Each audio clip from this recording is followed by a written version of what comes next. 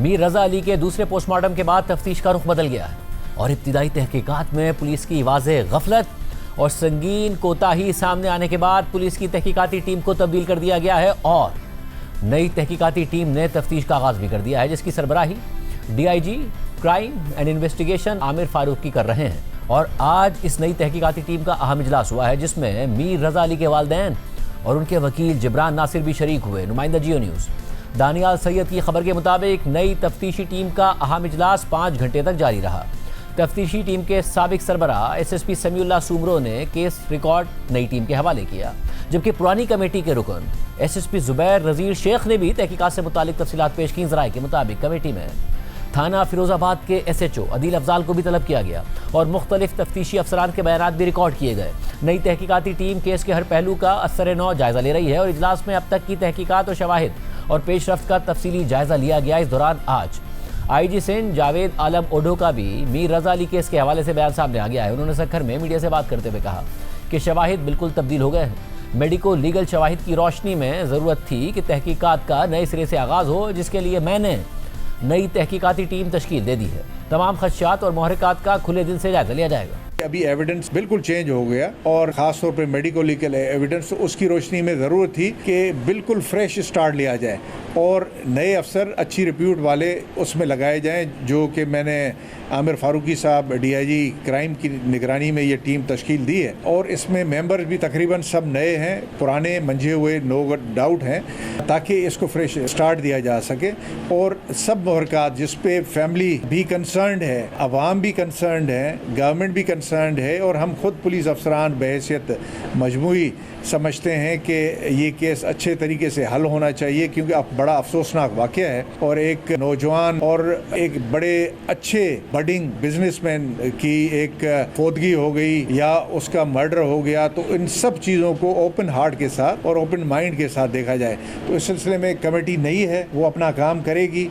IG Sindh Javed Alam ओढो आज नए शवाहिद की बुनियाद पर नए सिरे से तहकीकात के आगाज़ की बात कर रहे हैं, लेकिन 6 अगस्त को उन्होंने ये बयान दिया था कि पुलिस ने केस ट्रेस कर लिया है और जल्द प्रेस कॉन्फ्रेंस में तफसीलात आवाम के सामने लाई जाएंगी। लेकिन सिर्फ IG सिंध ही नहीं, तकरीबन पूरी कराची पुलिस इस केस को मुकम्मल करने का तासुर दे रही थी और मीर रजा अली की मौत को खुदकुशी करार देकर केस को निपटाने की कोशिश कर रही थी। मगर हफ्ते को दूसरी पोस्टमार्टम रिपोर्ट ने यह सब कुछ बदल कर रख दिया और तहकीकात पर उठने वाले सारे खदशात और सवालात को दुरुस्त साबित कर दिया। Police surgeon doctor Sumaiya Syed की सरबराही में 8 रुकनी मेडिकल बोर्ड की पोस्टमार्टम रिपोर्ट में मीर रजा अली के कत्ल के वाज़े इशारे मिल रहे हैं और ये तस्दीक हो रही है कि मीर रजा अली को गोली पीछे से लगी थी। उनके जिस्म पर तशद्दुद के निशानात थे। यहाँ तक कि हमारे ज़राए के मुताबिक अब फॉरेंसिक तहकीकात के दौरान एक और संगीन पहलू भी सामने आ रहा है कि मीर रजा अली के कपड़ों और जिस्म में तेज़ाब की मौजूदगी के नमूने भी मिले हैं। हम अपने मुख्तलिफ प्रोग्राम्स में बार बार ये सवाल उठा रहे थे कि तस्वीर में मीर रजा अली का चेहरा उनके बाकी जिस्म से ज़्यादा डिकम्पोज क्यों नज़र आ रहा है। हमने ये सवाल police surgeon doctor Sumaiya Syed के सामने भी रखा था और उन्होंने कहा था कि ये उनके लिए भी बहुत बड़ा नुक्ता है। और फिर गुज़िश्ता रात फॉरेंसिक ज़राए से हमें यह खबर मिली कि मीर रजा अली के चेहरे और हाथों को तेज़ाब से जलाने की कोशिश की गई थी, जिससे ये सवाल पैदा हुआ कि ये कोशिश मीर रजा अली की शनाख्त मिटाने के लिए थी, ताकि ना उन्हें चेहरे से शनाख्त किया जा सके और ना ही उनकी उंगलियों का बायोमेट्रिक किया जा सके। इसी तरह ज़राए के मुताबिक पर भी तेज़ाब पाया गया। हमें यह खबर भी मिली थी कि मीर रजा अली के मैदे में भी तेज़ाब पाया गया है। और आज नुमाइंदा जियो न्यूज़ काशिफ मुश्ताक ने ज़राए से खबर दी है कि मीर रजा अली के मैदे से तेज़ाब की मौजूदगी के शवाहिद मिले हैं। तेज़ाब की वजह से उनके फेफड़े भी शदीद मुतासिर हुए थे। साथ ही मीर रजा अली की शर्ट पर तेज़ाब के शवाहिद मिले हैं और साथ ही शर्ट पर किसी और के पसीने के निशान भी मिले हैं। मीर रजा अली के हाथों और पैरों पर भी तेज़ाब की मौजूदगी के असरात पाए गए हैं। खबर के मुताबिक जाए वक़ुआ के करीब मौजूद गेस्ट हाउस पर पुलिस ने ताले लगा दिए हैं और गेस्ट हाउस मशकूक होने पर बंद कर दिया गया है और वहां काम करने वाले 6 अफराद को हिरासत में ले लिया गया है। मीर रजा अली केस में अब तक 21 अफराद को हिरासत में लिया गया है। खबर के मुताबिक ज़ेर हिरासत अफराद में मीर रजा अली के दोस्त और बिजनेस पार्टनर्स भी शामिल है। ज़ेर हिरासत अफराद के बयानात भी रिकॉर्ड कर लिए गए हैं। इसी तरह काशिफ मुश्ताक की हुक्म से खबर के मुताबिक मीर रजा अली केस में दफ़ा 365 और 302 के बाद अब दफ़ा 201 भी शामिल कर दी गई है। दफ़ा 201 शवाहिद छुपाने या ज़ाया करने से मुताल्लिक शामिल की गई है। साथ ही दूसरी पोस्टमार्टम रिपोर्ट में पुलिस की तफ्तीश और क्राइम सीन को महफूज बनाने में गफलत सामने आने के बाद महकमाना कार्रवाई भी शुरू कर दी गई है। Karachi police chief additional IG आज़ाद खान ने SDPO शारा फैसल, ई जोन मोहम्मद अरशद आफरीदी और एसएचओ गुलिस्तान जौहर सब इंस्पेक्टर कामरान कुरैशी को मुअत्तल कर दिया है। सब इंस्पेक्टर कामरान कुरैशी के अहदे में तनज़्ज़ुली के अहकाम भी जारी कर दिए गए हैं। इसके अलावा मीर रज़ा अली केस में सिंध हुकूमत के रवैये पर भी सवाल उठ रहे हैं। खासतौर पर दूसरे पोस्टमार्टम के लिए बनने वाले मेडिकल बोर्ड में बार बार तब्दीली करके सिंध हुकूमत खुद तनाज़े का हिस्सा बन गई। परसों जब दूसरी पोस्टमार्टम रिपोर्ट ने केस की तफ्तीश पर कई सवालात खड़े कर दिए तो गुज़िश्ता रोज़ सिंध हुकूमत ने ऐलान कर दिया कि मीर रज़ा अली केस की तहकीकात जुडिशल कमीशन के जरिए करवाएंगे, लेकिन मीर रज़ा अली के वालिदैन ने जुडिशल कमीशन के जरिए इंक्वायरी से इनकार कर दिया। वज़ीर दाखिला सिंध ज़िया अंजार कल रात को मेयर कराची मुर्जा वहाब के साथ मीर रज़ा अली के घर भी गए थे। इसके अलावा आज मीर रज़ा अली के वालिदैन की जानिब से अपने वकील जिब्रान नासिर के जरिए chief justice Sindh high court को ख़त लिखा गया था और उन्होंने जुडिशल कमीशन के क़याम के लिए अपनी रजामंदी ना होने का इजहार किया था। जिसके बाद आज ही वज़ीर दाखिला सिंध ज़िया अंजार ने अपने बयान में कहा कि वालिदैन की दरख्वास्त पर फ़िलहाल अदालती कमीशन के क़याम का फ़ैसला मौखर कर दिया है। अहले खाना ने नई तहकीकाती टीम पर एतमाद का इजहार किया है और वो चाहते हैं कि यही टीम तहकीकात को आगे बढ़ाए। इससे पहले आज मीर रज़ा अली केस की नई तहकीकाती टीम के इजलास में मीर रज़ा अली के वालिदैन और उनके वकील भी शरीक हुए। मीर रज़ा अली के वालिद मीर हुसैन अली ने कहा कि आज हमें थोड़ा इत्मीनान मिला है, उम्मीद करते हैं कि बच्चे को इंसाफ मिलेगा। हम आज जिस जगह पे पहुँचे हैं, जिस जगह पे आए हैं, तो आज हमें थोड़ी सी सेटिस्फेक्शन मिली है। लेट्स होप कि इंशाल्लाह बच्चे को इंसाफ मिले और 3-4 दिन में ये हमें कोई रिजल्ट दे। मौका देना चाहिए, बिल्कुल मौका दिया है। हमसे जो पूछा गया वो बता दिया गया। 2-3 में इनका रिजल्ट आता है, आपके सामने होगा। मीर रज़ा अली के वालिद के वकील जिब्रान नासिर का कहना था कि फ़िलहाल हमारे खदशात सुने जा रहे हैं, हम इसे मस्बत आगाज़ करार देते हैं। पहले तो पूरी कोशिश ये हो रही थी कि इस केस को खुदकुशी करार दिया जा सके। वो क्या करेंगे, वो काम तो ये शुरू करेंगे हमसे मीटिंग के बाद। फिलहाल कम से कम जो हमें खदशात हैं वो सुन रहे हैं, तो उन्होंने सुने। हमें जिस पे शक है वो उन्होंने सुना, तो उन्होंने सुना।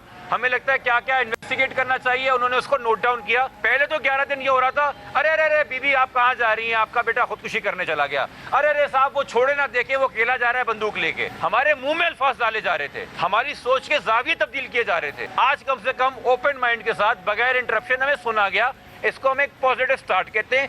इसको आज हम सिर्फ कहते हैं कि एक कॉन्फिडेंस बिल्डिंग एक्सरसाइज हुई है। ये करेंगे क्या, ये तो कल परसों तरसों सामने आएगा ना, ये हमें बताएंगे कि क्या करेंगे, तो फिर हम मीडिया के सामने रखेंगे कि हमें क्या उम्मीद है और हम मायूस हैं या हम पूरी उम्मीद है।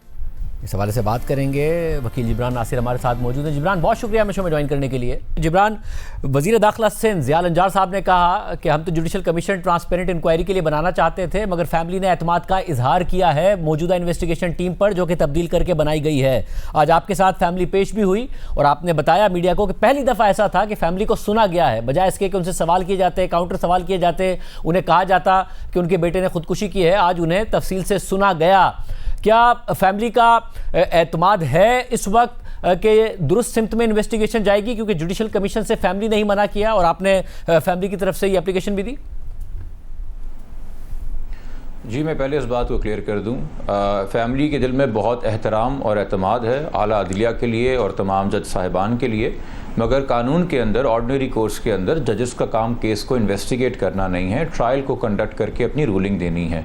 और वैसे भी कोई जुडिशल कमीशन या इंक्वायरी की रिकमेंडेशन जो है वो 173 की रिपोर्ट या चलान की शक्ल, चार्जशीट की शक्ल इख्तियार नहीं करती और वो रिकमेंडेशन ही रहती हैं, वो बाइंडिंग भी किसी कोर्ट पे नहीं होती। मगर चूँकि अगर कोई आला अदलिया का जज बैठ के उस रिपोर्ट को बनाएगा तो उसका एक अनसेट इन्फ्लुएंस होता है और वो वेन भी करती है और प्रेजुडिस भी कर सकती है ट्रायल को नीचे। नॉर्मल कोर्स में अगर पुलिस तफ्तीश करती है और हम उससे खुश नहीं है तो हम उसको चैलेंज कर सकते हैं जस्टिस ऑफ पीस के सामने, वहाँ मुतमईन ना हो तो फिर हाई कोर्ट और सुप्रीम कोर्ट। मगर अगर आप हाई कोर्ट की मातहत ये करेंगे तो फिर हमारे वो रेमेडीज़ भी कम हो जाएंगी, हमें लगता है। दूसरी एक और चीज़ देखिए, हुकूमत जब तक ये पुलिस के पास इन्वेस्टिगेशन है, हुकूमत जवाबदेह है।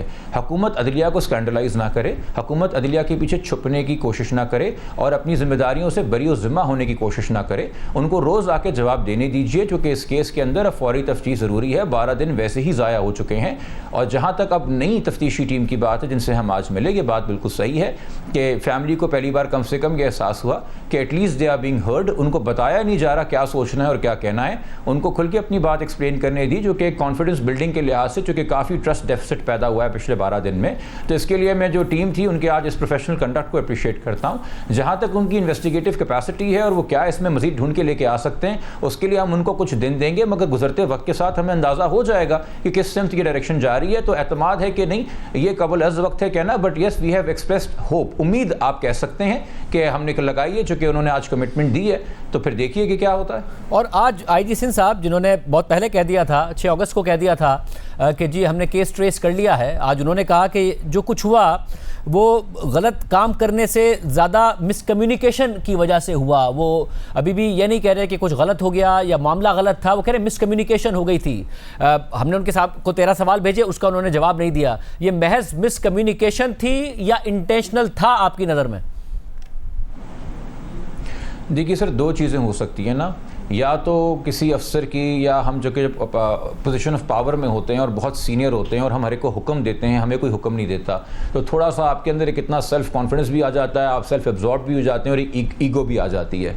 मगर अगर किसी इस वजह से कि जी मैंने एक बात कह दी है, अब मैं वो वापस नहीं ले सकता, या किसी आला मिनिस्टर ने या अफसर ने वो बात कह दी है, तो मुझे हर हाल तक डिफेंड करेंगे चूँकि जी हमारी अना है या हमारा अपना कॉन्फिडेंस है, तो मेरे ख्याल में वो माजरत के साथ बहुत ही एक इमेच्योर किस्म की अप्रोच है, इस चीज़ को लेकर प्रोफेशनल बिल्कुल कंडक्ट नहीं है। या फिर दूसरी चीज़ जो ज़्यादा खौफनाक है, जिसकी तरफ आप इशारा कर रहे हैं या सवाल कर रहे हैं कि क्या ये मैलाफाइडली था, क्या ये मलेशियसली जानबूझ के डिलिबरेटली वो स्टेटमेंट्स दी गई थी, उसको सुसाइड पुश किया जा रहा था, ये एक बड़ा खौफनाक सवाल है। और मैंने इसको आपसे फिर कहा कि ख़ानदान को शक व शुबात, किसी भी नौजवान को, एक मिडिल क्लास इंटरप्राइजिंग नौजवान अगर मार दिया जाए इस तरह हालात के अंदर, जो वैसे करोड़ों का कारोबार कर रहा हो, या कम से कम उसका रोल ओवर जो है इतने पैसों में, उसने 4 ब्रांचेस खोली हो और उसका कातिल ना मिले और इस तफ्तीशनाक हालत के अंदर जो है सस्पिशियस हालत में उसकी बॉडी मिले, तो पहला शक यही होता है कि जी बासर लोग होंगे, ताकतवर लोग होंगे। ये तो कोई भी खानदान नेचुरली सोचेगा, मगर इस शक को पुख्ता किसने किया, इस पर हमें यकीन करने पर किसने पुश किया?